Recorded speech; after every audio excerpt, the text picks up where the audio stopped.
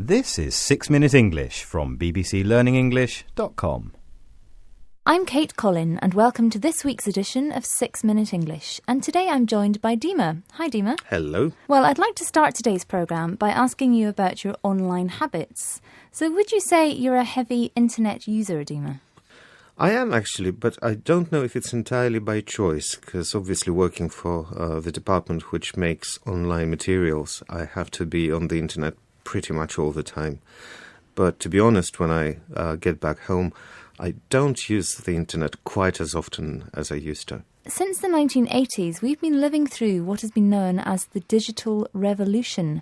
Could you explain what this term digital revolution means, please? Of course. Well, as far as I understand it, the digital revolution refers to the major changes brought about by computing and communications technology during the second half of the 20th century, and which is still going on today. In fact, nowadays, a fast internet connection is seen as an essential service, because now most people rely on the internet in so many areas of their lives. The Prime Minister, Gordon Brown, has even said that having access to the web is as necessary as water, gas and electricity. That's quite incredible. You'd never have heard of that 10 years ago. True. But while many of us are going online to shop, keep in touch with friends, apply for jobs, or log on to the BBC Learning English site, there are also many people who either can't or don't want to get themselves online, which is leading to a digital divide. Yes, a digital divide. That's the term for the gap between people with access to digital technology and those with very limited or no access. This could be either because of technical or financial reasons, or simply because people are not interested in getting themselves online. Whatever the reason, it's beginning to cause problems, as more and more public services rely on their customers having the internet. But now for my question for today. Are you ready? Well, yes. How many people over the age of 15 in Britain do you think are estimated to not use the internet? Is it A, 7 million, B, 17 million, or C, 30 million? I would go for the lowest one, which is 7 million. All right, good guess. We'll check your answer in a few minutes. But first of all, we're going to hear from Ellen Helsper, who's a researcher with the Oxford Internet Institute, where she's monitoring British computer use.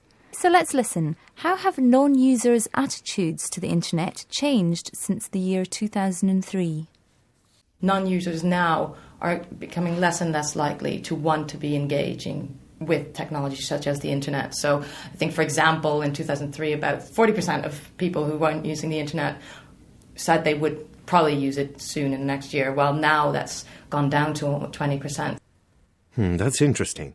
So she said that in 2003, about 40% of people who weren't using the internet said they probably would in the next year. But now only about 20% say the same thing.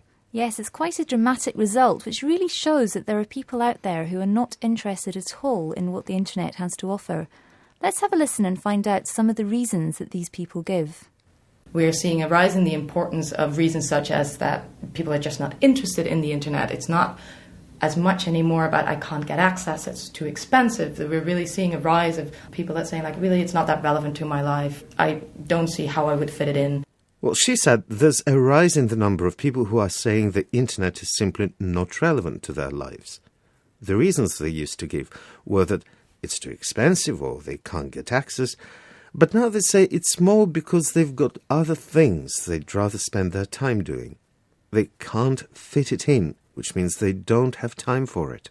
Which is fair enough, I suppose. There's nothing wrong with reading a book or spending your time doing activities which don't involve sitting in front of a computer. But the government is worried about the number of people who feel like this, and they're so concerned that they've actually hired someone called Martha Lane Fox to try to encourage people to get online. In the following extract, you'll hear the expression, digging your heels in. Can you explain what this means? Digging your heels in? Well, I understand this is an expression which means to resist something really strongly, despite having a lot of pressure. So let's have a listen. Why does Martha Lane Fox think it is so important for people to get online? I believe the web enables you to have more freedom about how you run your life. And I think that often the people who are digging their heels in and saying there's nothing in it for me have not had the opportunity to see what might be for them on the web. Well, she said that people who are stubbornly refusing to use the web and who say it doesn't interest them don't know what they're missing. But why does it matter so much?